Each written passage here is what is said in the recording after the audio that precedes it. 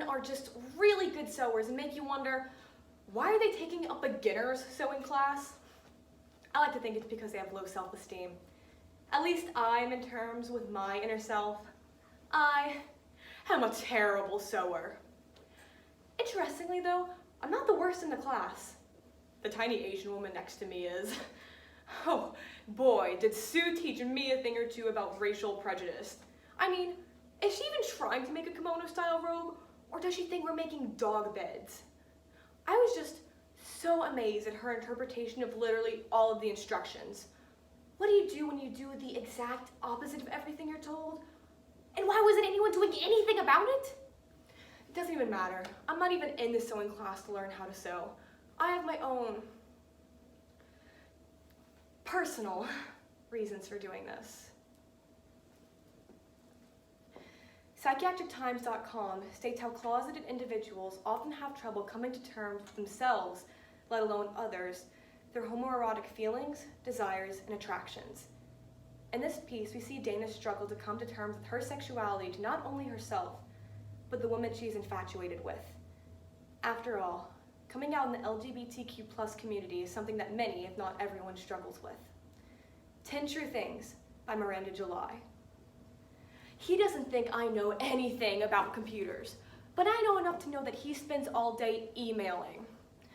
I know the difference between a spreadsheet and Eudora, and he doesn't even turn the volume off of his computer, so I'm stuck listening to the "you have mail" overtone all day long. I know this man. I am the neck he breathes down.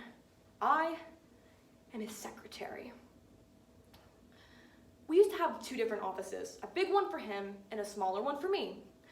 But then he said things were getting tight and we should share an office. Tight.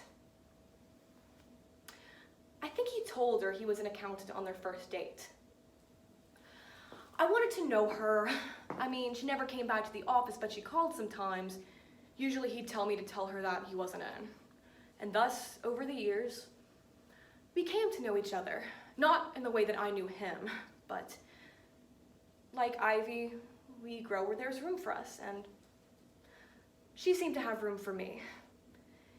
She never recoiled, which is something I look for in a person, not recoiling. Rick Marsavic's office, how can I help you? Oh, hi, Ellen.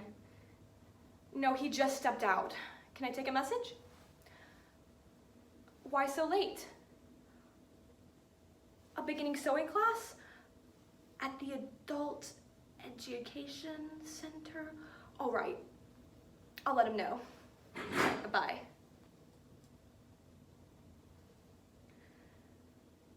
This was a hand outstretched, a woman's dry open palm, and I clasped it.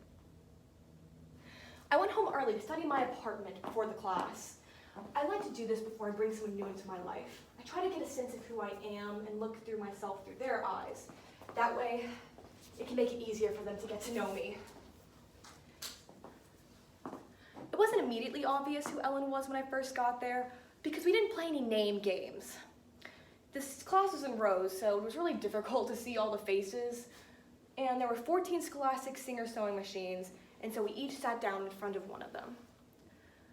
But whenever the teacher came by to watch each of us sew in a straight line, I listened very carefully.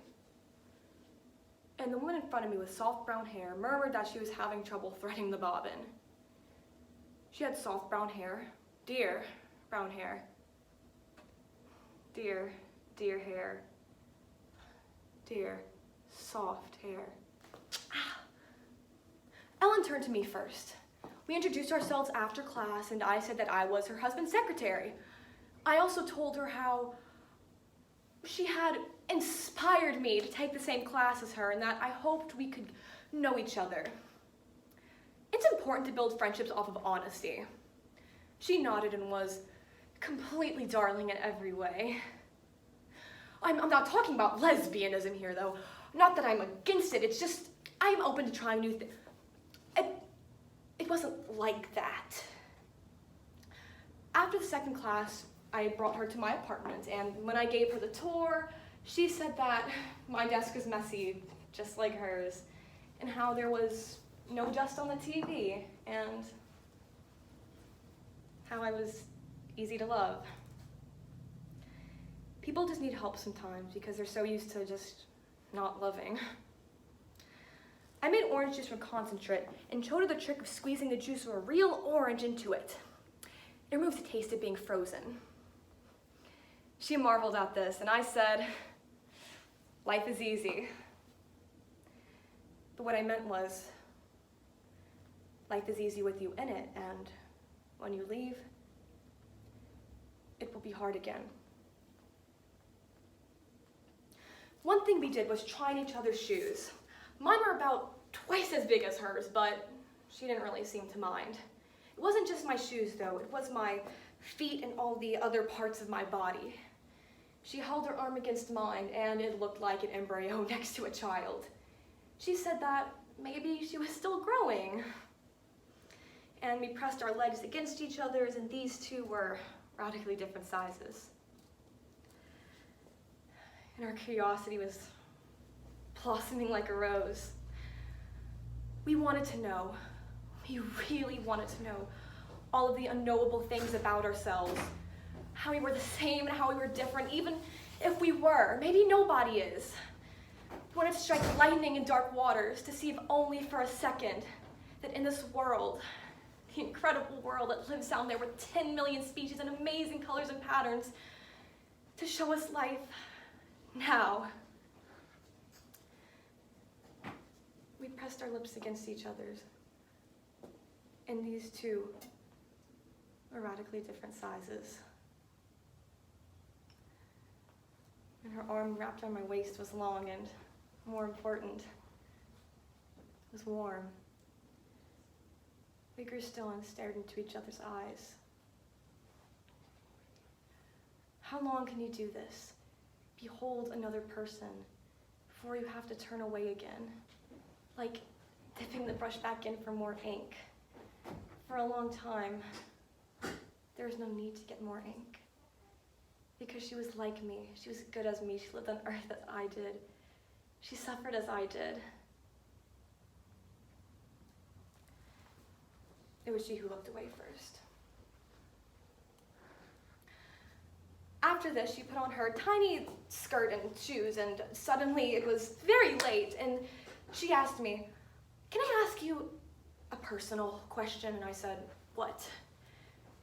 And she said, "Would you ever touch a woman?" This wasn't a question, it was an answer, and I could only agree. I said, "No. Probably not unless there was a slow, skilled striptease involved, and maybe not even then." She said, "Me either." The feeling then was that I had drunken too much orange juice and the acid was starting to destroy my stomach and maybe the other parts of me as well. And she was gathering up her purse and keys, and I straightened my back, took one step towards her and said, "I am now going to tell you 10 true things about your husband. Numero uno, he is not a real accountant." She said she already knew this and asked what the other 9 things were. I said there was only really one and the rest were just related details. We're no longer interested in secret true facts or the truth in any form. When she left, I stood in the living room as long as I wanted, and I gave myself permission for this. I thought it would get better, but I didn't get better. It only got worse. I had been his secretary for 3 years, and each of these 3 years were made of millions of moments, all of which unbearable if not for her. It had seemed that I had labored in her name. I felt the foundation begin to shake, and in my head I said, "Run," but I couldn't run, not from this place that had taken me 3 years to build. I fell to the floor, and I started crying in all the language, and in English, and in French, and everything, because tears are the same all around the world. Esperanto. On the last day of class, fruit punch was served, and we all wore our robes, and I stood far away from her, and she stood even further away from me. For a second, though, we glanced at each other, and she noticed me. It just takes that much.